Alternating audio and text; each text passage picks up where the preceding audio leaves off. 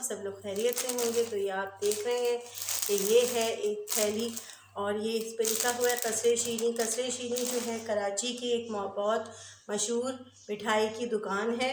तो ये देखिए मेरे बेटे ने मुझे TCS के थ्रू भेजा है ये जलेबी। तो ये देखिए ये है फीकी जलेबी जो यहाँ पर इस्लामाबाद में अवेलेबल नहीं है। मैं जब ये मेरा पहला रमज़ान है इस्लामाबाद में, तो मैंने बहुत ढूंढा कि मुझे इस तरह की फीकी जलेबी इस्लामाबाद में मिल जाए, लेकिन मुझे नहीं मिली। तो मेरा तकरीबन पूरा रमज़ान समझें सहरी जो है वो बग़ैर दूध जलेबी के गुज़री। तो मेरे बेटे को मैंने ज़िक्र किया तो मेरे बेटे ने कहा कोई मसला नहीं, मैं आपको भेज देता हूँ। तो उसने ये मुझे भेजी है, तो मैंने कहा कि मैं आपसे शेयर करूं।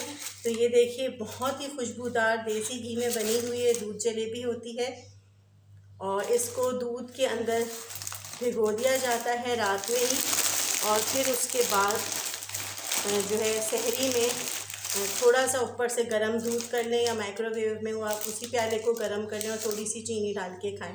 यहाँ जब मैंने मिठाई की दुकानों पर इस तरह की जलेबी पता की तो उन्होंने मुझे शीरे में भिगी हुई जलेबी, इमरती और इस तरह की चीज़ें दी थी।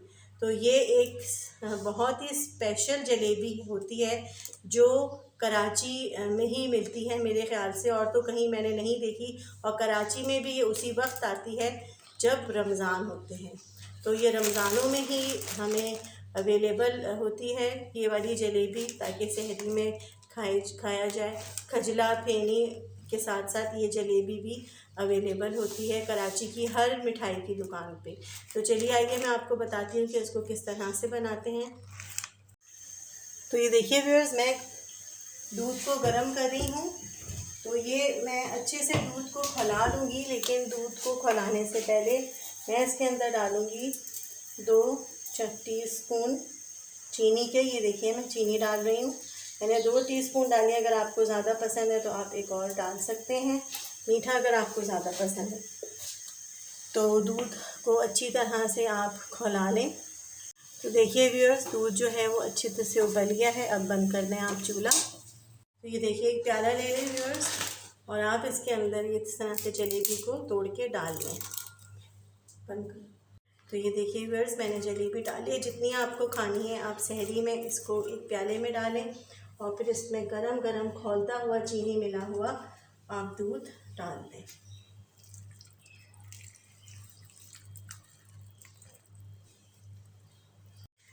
तो ये देखिए, आप अगर सहरी में जल्दी उठ रहे हैं तो आप सहरी में ही गर्मा गर्म चीनी मिले दूध में जलेबी को भिगो सकते हैं, क्योंकि ये तकरीबन 10 मिनट लगाती है फूलने में। तो ये मैंने इसको भिगो दिया है। अभी जब ये फूल जाएगी तो मैं आपको दिखाऊंगी। और अगर आपके पास ज़्यादा टाइम नहीं होता, आप लेट उठते हैं सहरी में, तो आप इसको सहरी में भी गर्मा गर्म दूध में भिगो दें। या आप एक टैप दूध में, यानी कि एक नॉर्मल नीम गर्म दूध में भिगो दें। थोड़े से दूध में भिगोएं और फिर जब सहरी में उठें तो फिर आप गरम कर लें माइक्रोवेव में, या चूल्हे पर भी आप गरम कर सकते हैं और थोड़ा सा दूध भी ऊपर से गरम डाल सकते हैं। तो ये देखिए मैंने जलेबी को भिगो दिया है। तो ये देखिए व्यूअर्स, कितनी नरम नरम सी हो गई है जलेबी, बिल्कुल खाने के लिए रेडी है। आप इसको बच्चों को जो रोज़ा रख रहे हैं उनको सहरी में ज़रूर खिलाएं। बहुत ही ताकत और बहुत ही मज़ेदार सी ये जलेबी होती है। तो आपको अगर मेरी ये ब्लॉग अच्छा लगा हो जलेबी के बारे में, तो ज़रूर आप मुझे कमेंट्स में बताइएगा और मुझे दुआओं में ज़रूर याद रखिएगा। अपना बहुत ख्याल रखिएगा और नेक्स्ट रमज़ान में आप ये वाली दूध जलेबी ज़रूर ट्राई करिए, ज़रूर खाइए। बहुत ही मज़ेदार होती है ये। तो मुझे इजाज़त दीजिए। अल्लाह हाफ़िज़।